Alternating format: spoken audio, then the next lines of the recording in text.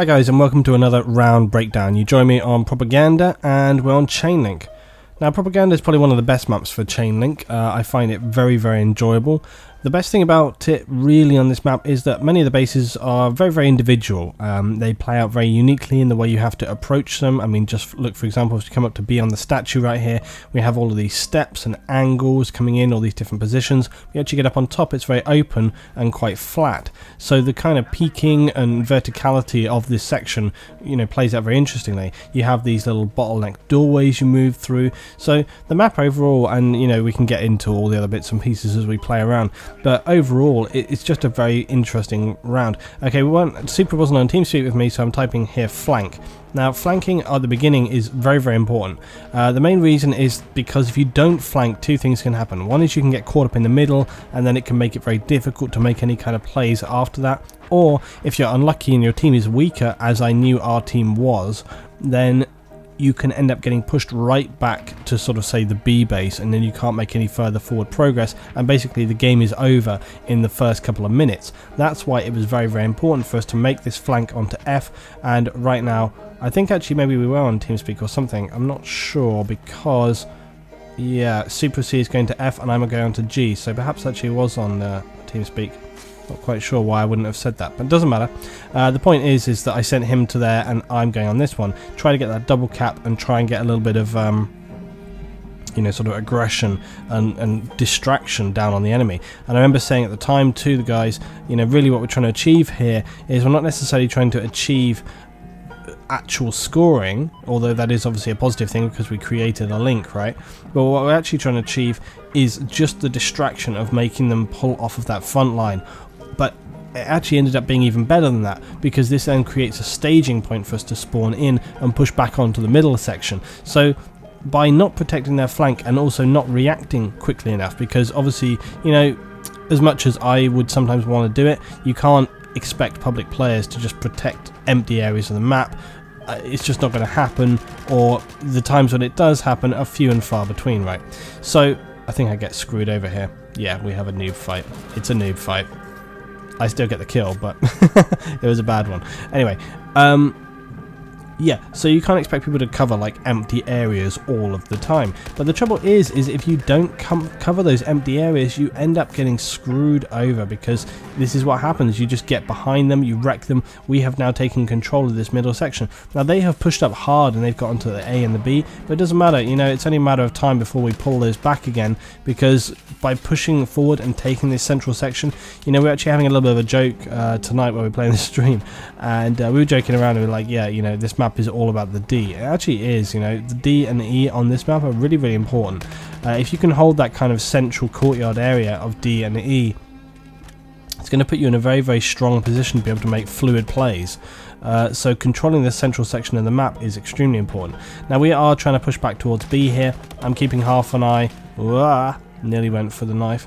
I'm keeping half an eye on where the rest of the team are and what it is that they're doing. Now obviously they're in and around on this D section right here, and we're kind of keeping half a thought there. But if you actually look at the map right now, we've still maintained A and B. We've got those back again, and we're keeping G, F, E, but we're just losing F right here, so we're making some moves in. So this is good. Again, it means that the team are positively engaging. Now I suspect that the enemies who went for A and B, they were probably just like one or two guys, in very much the same way that me and Super made our flank onto F and G. It was just a couple of us there as well. So that's probably why those have been very easily recapped. But that's not the point. The point is that yet again, you know, we capped these other bases in the central area, and then those have been recapped quite easily. So again, it's like you have to keep control of the situation. You have to make those plays.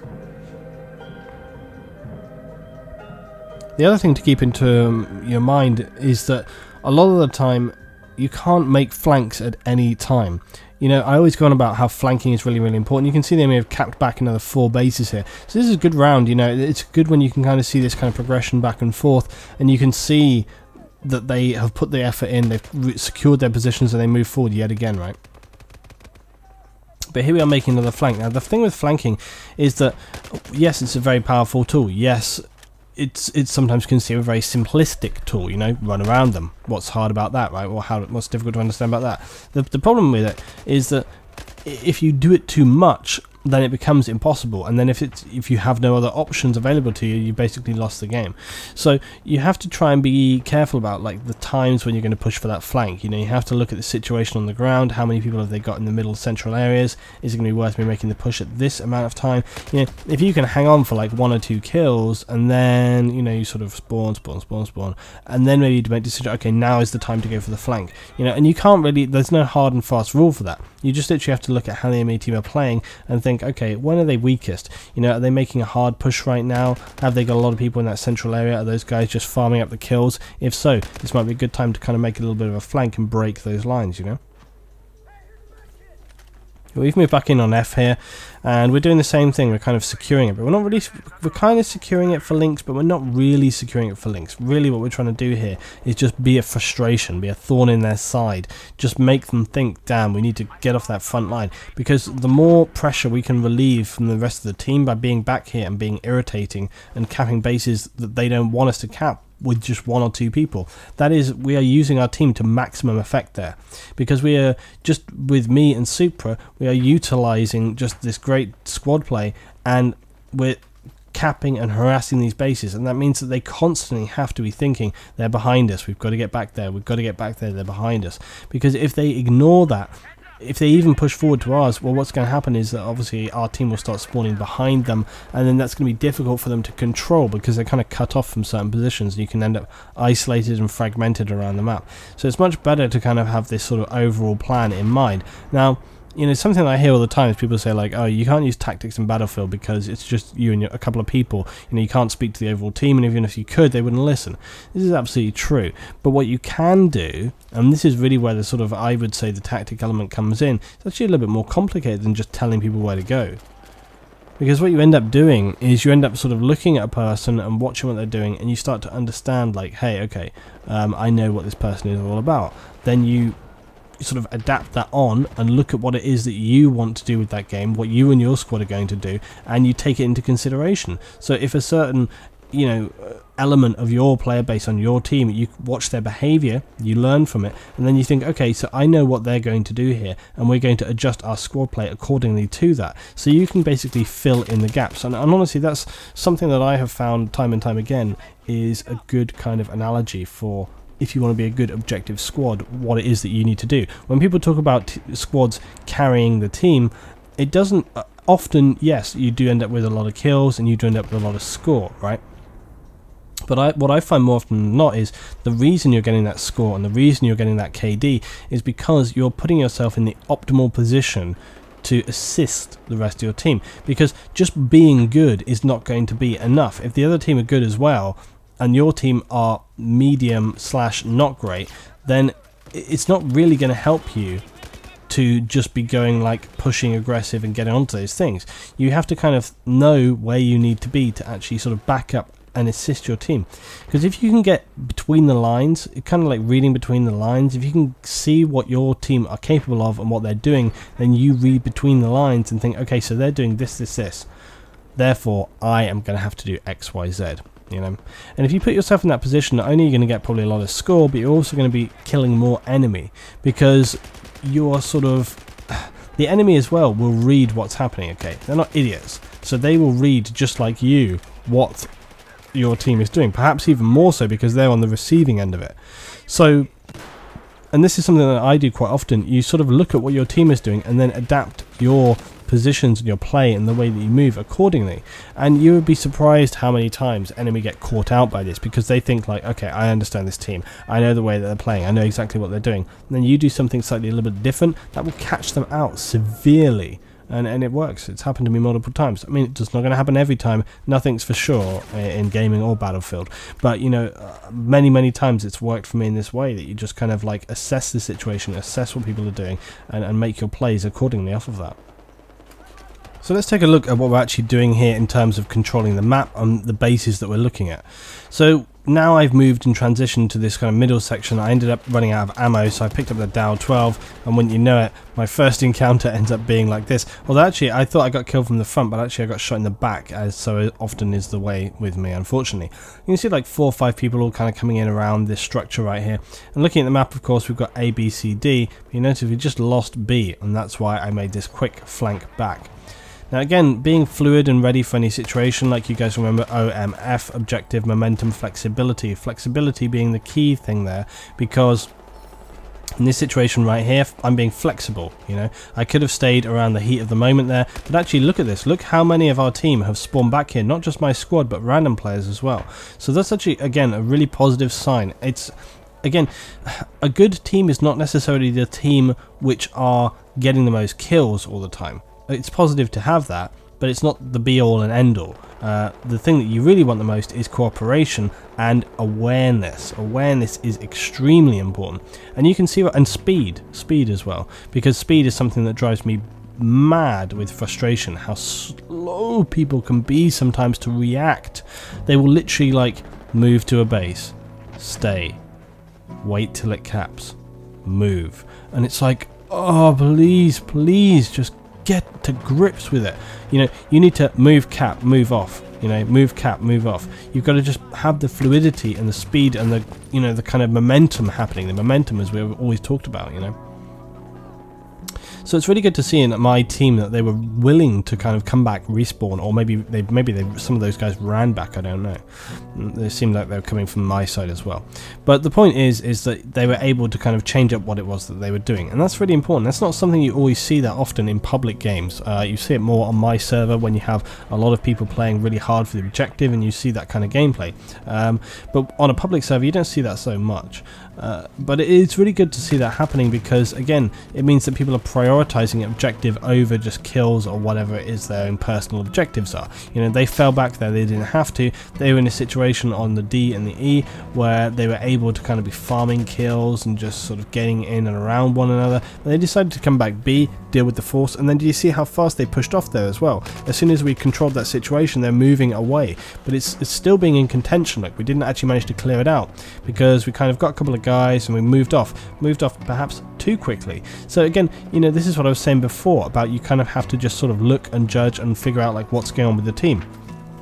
So in this round we can see that, you know, they didn't give up on B, that they held that line, they kept coming back here, and that we've had to now fall back yet again to address that issue. So from, you know, the next couple of rounds we can keep that in our mind, that hey, you know, if we see them like back capping a couple of bases, they're not just going to give it up after like one cap, they're going to keep coming back, and that they've got onto B, they've got onto A. So this is something, again, like I say, you've got to keep it in mind. You've got to know, you know, without wanting to get too sort of quotey about it, you've got to know your enemy, you know, and it's absolutely true. You know, if you know them, that's kind of almost half the battle, because once you understand like the way that they're approaching things, and it doesn't mean you need to sort of necessarily know exactly their thought process or what they're going to do, you know, because you obviously can't do that, and some people are going to play really aggressively one round and passively the next, okay, because it won't be personally about the way that they want to play.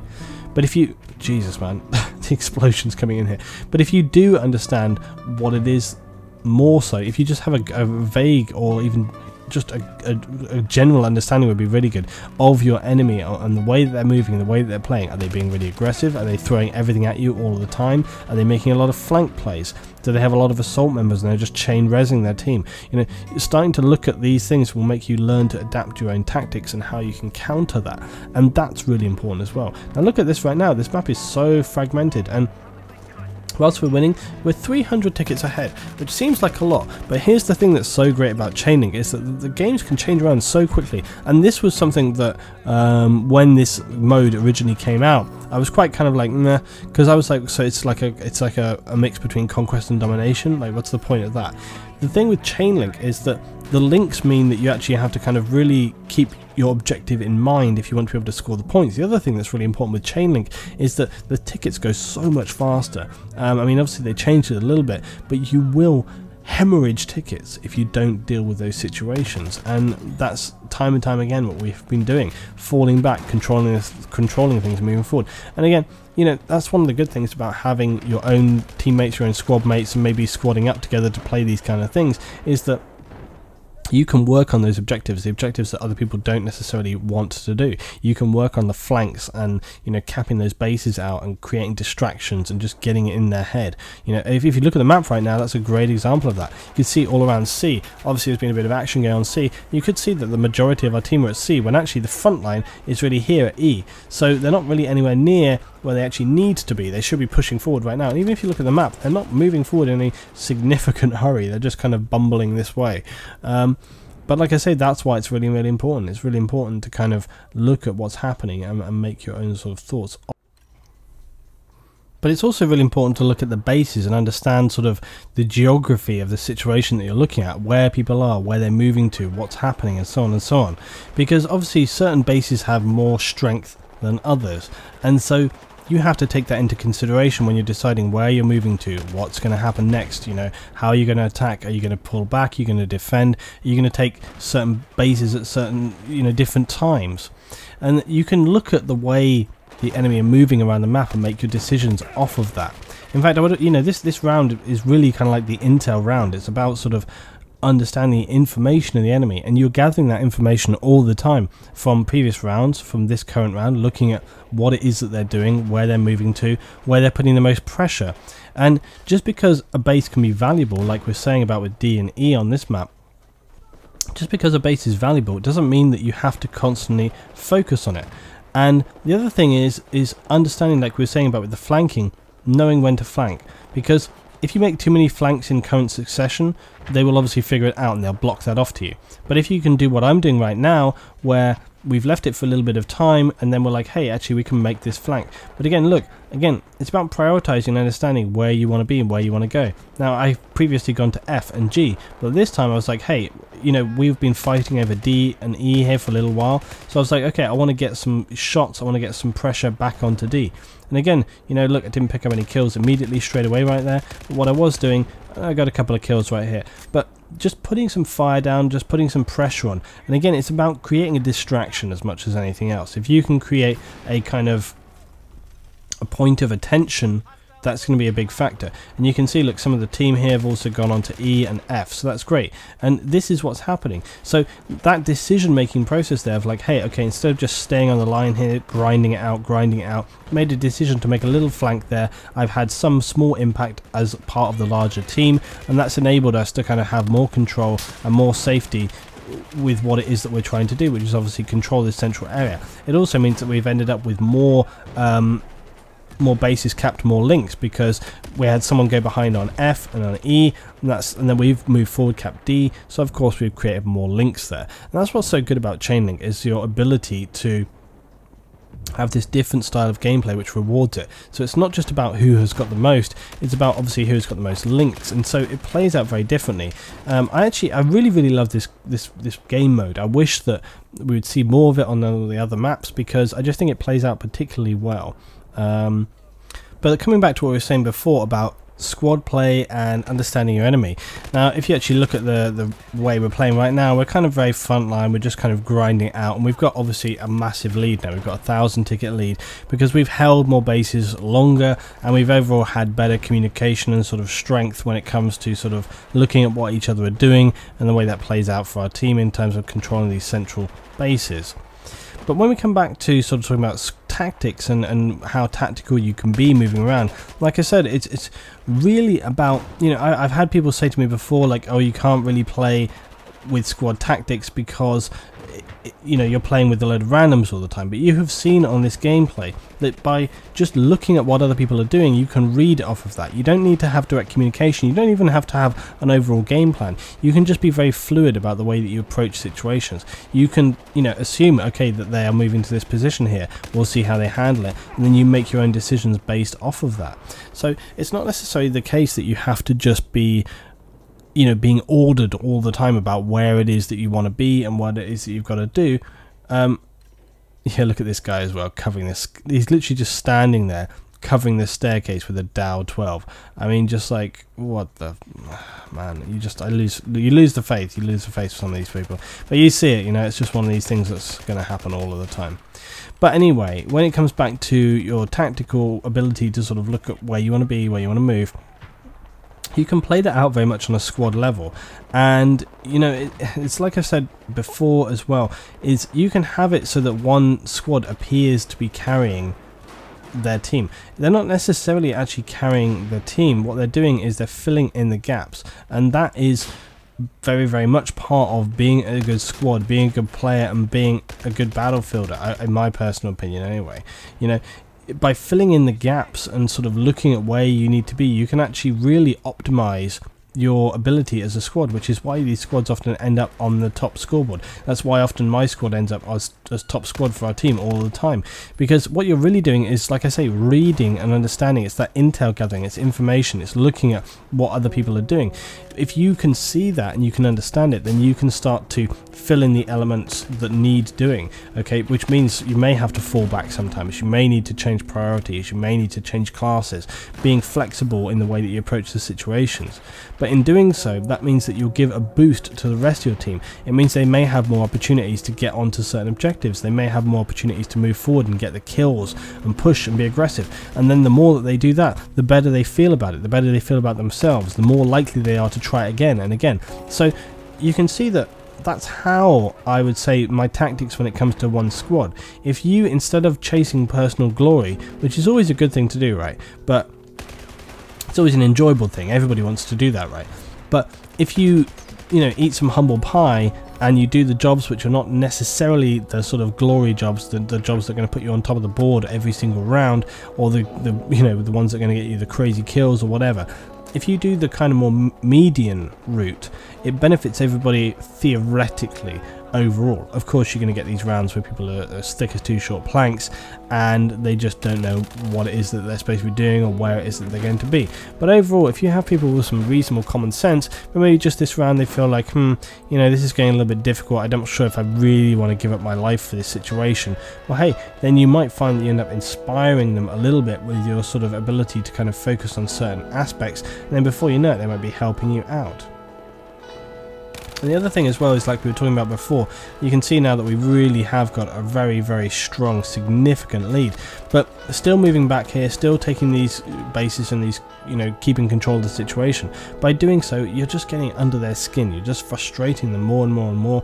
And that's what you want ultimately. You want to be a distraction. You want to be a problem for them. Because if you're a problem, that means it's an issue that they have to solve, which means they have to bring people back here to do so, while the rest of your team is stronger on the overall aspect of the map. So again, you know, that's another good example of how one or two people in a game can actually make a significant difference, because if they can continue to harass the team, it means that you just end up overall in that stronger position, because you're not having to constantly worry about where's the guy on my left, where's the guy on my right.